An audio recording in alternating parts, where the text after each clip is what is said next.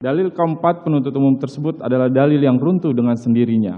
Karena pertama, pada halaman 51 sampai dengan 61 nota pembelaan, kami membicarakan terdapat 7 versi peristiwa penembakan yang disampaikan saksi Richard Eliezer Pudiang Lumiu yang membuktikan inkonsistensi dalam memberikan keterangan sejak di tingkat penyidikan hingga persidangan, sehingga konstruksi dakwaan dan tuntutan yang dibangun semata-mata hanya berdasarkan keterangan saksi Richard Eliezer Pudiang Lumiu tersebut haruslah ditolak jika tidak bersesuaian dengan alat bukti lainnya.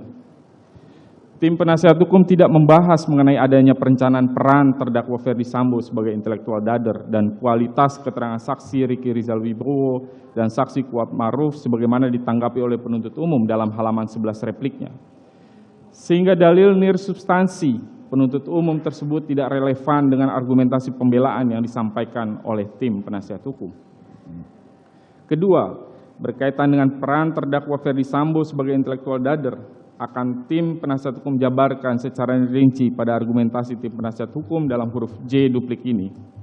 Ketiga, kami mohon kepada majelis hakim agar mencatat bahwa terdapat 7 versi keterangan saksi Richard Eliezer Pudiang Lumiu terkait peristiwa penembakan di rumah Duren 3 nomor 46, yaitu 1. Peristiwa penembakan pertama menurut saksi Richard Eliezer Pudiang Lumiu adalah peristiwa tembak-menembak antara saksi dengan korban tanggal 3 Agustus 2022, vide bukti B30.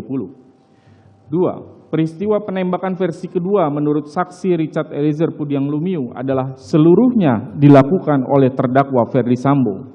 Halaman 3 nomor 59.8 BAP tanggal 5 Agustus 2022 dan vide bukti B30.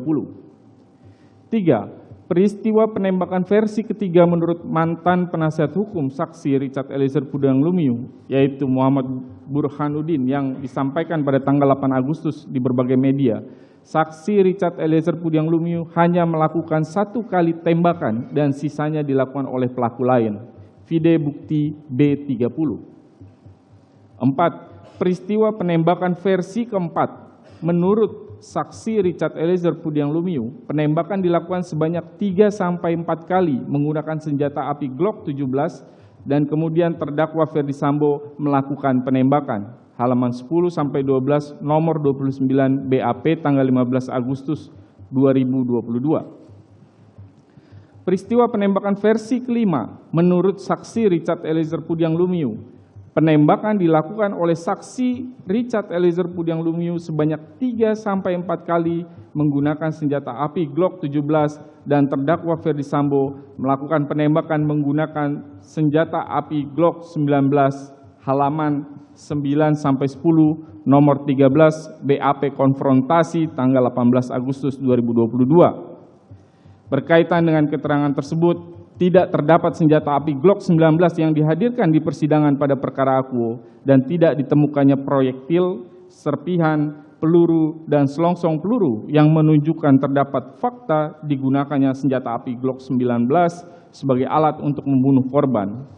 Vide keterangan ahli balistik Arif Sumirat pada persidangan tanggal 14 Desember 2022. 6. Peristiwa penembakan versi ke-6 menurut saksi Richard Eliezer Pudiang Lumiu, penembakan dilakukan oleh saksi Richard sebanyak 3-4 kali menggunakan senjata api Glock 17 dengan menutup mata.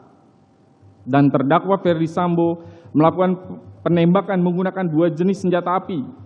Vide keterangan saksi Richard Eliezer Pudiang Lumiu dalam persidangan tanggal 13 Desember 2022. Dan penembakan versi ke-7 dan terakhir sampai dengan hari ini, menurut saksi Richard Eliezer Pudiang Lumiu yang disampaikan dalam perkara lain, yaitu dalam perkara di mana saksi Eliezer Pudiang Lumiu sebagai terdakwa Ferdy Sambo, disampaikan olehnya bahwa terdakwa Ferdy Sambo menembak korban dengan senjata api jenis baby Glock.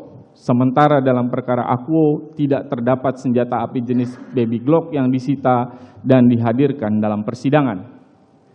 Uraian keterangan saksi Richard Eliezer Pudiang Lumiu di atas setidak-tidaknya telah membuktikan ada 7 versi keterangan yang berbeda-beda dan tidak bersesuaian dengan keterangan saksi lain.